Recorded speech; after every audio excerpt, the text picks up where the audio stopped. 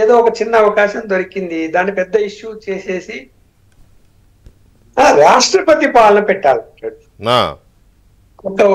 తను రాజకీయాల్లోకి వచ్చి ఇన్ని సంవత్సరాలు అయింది, ముఖ్యమంత్రి పదవి చేశావు, అంతకుముందు నువ్వు ప్రతిపక్షంలో ఉన్నావు. రాష్ట్రపతి పాలన ఏదో ఒకరో ఇద్దరిలో మర్డర్ అయిపోతే, లేకపోతే 4 దాడులు జరిగిపోతే రాష్ట్రపతి పాలన ఎక్కడైనా ఏ రాష్ట్రంలోనే ఎప్పుడైనా పెట్టారా? రాష్ట్రపతి పాలన పెట్టేసరికి ఎంత పారామీటర్ ఉండాలి, హోమ్ మినిస్ట్రీ రిపోర్ట్ ఉండాలి, ఎంత అల్లకల్లోలం అయిపోయి ఉండాలి రాష్ట్రం. అప్పుడు కేంద్రం చేతిలోకి తీసుకుంటుంది, అంటే రాష్ట్రపతి పాలన పెడతారు. అవును.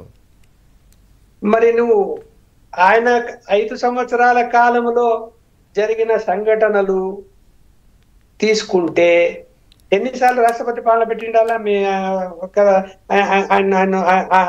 ఆ టైంలో? ఎవ్రీ మంత్ పెట్టాలి. మరి నువ్వు ఏమైనా సామాన్యంగా జరిగా అంటే ఆయన ఇప్పటికి కూడా ఆయన వీపు ఆయన చూసుకోవటం లేదు.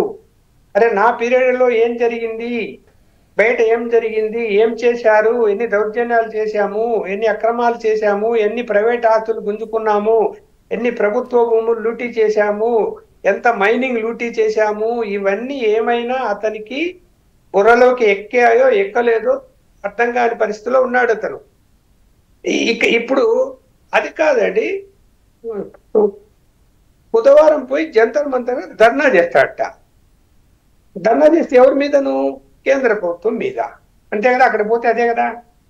కేంద్రం ఇంటర్ఫీర్ కావాలంట, కేంద్రం సిబిఐ ఎంక్వైరీ వేయాలా, లేకపోతే కేంద్రం రాష్ట్రపతి పాలన పెట్టాలా.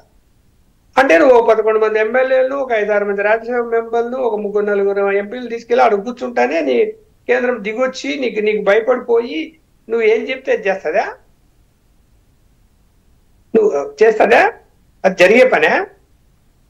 అంటే కాలు దువ్వుతున్నావా కేంద్రం మీద? దువ్వు, ఏం జరగాలో జరుగుతుంది. వాళ్ళేమైనా అంత అమాయకులేం కాదు, రాజకీయ దిట్టలు, అన్ని అనుభవించారు, అన్ని చూశారు, ఎవరు ఎలాంటి వాళ్ళు అన్ని తెలుసు వాళ్ళకి.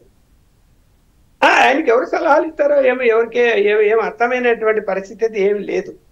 ఒకవేళ లా అండ్ ఆర్డర్ బ్రేక్ అవుతున్నది, మీ పార్టీ కార్యకర్తల మీద దాడులు జరుగుతున్నాయి, హత్యలు జరుగుతున్నాయంటే విజయవాడలో అంబేద్కర్ కట్టించారు, అక్కడ కూర్చో, ధర్నా చేయి, జనం దృష్టికి తీసుకెళ్ళు అన్ని సమస్యలు. ఈ 36 రోజుల్లో ఏం జరిగిందో చెప్పు. ఢిల్లీకి పోయి ఏం చెప్తావు? అక్కడ 36 రోజులకి అక్కడ పోయి ఏం ఆలోచిస్తున్నావు? అంటే నువ్వు ఎంత రాజకీయం చేసినా కూడా నీ జోలికి రాకూడదు.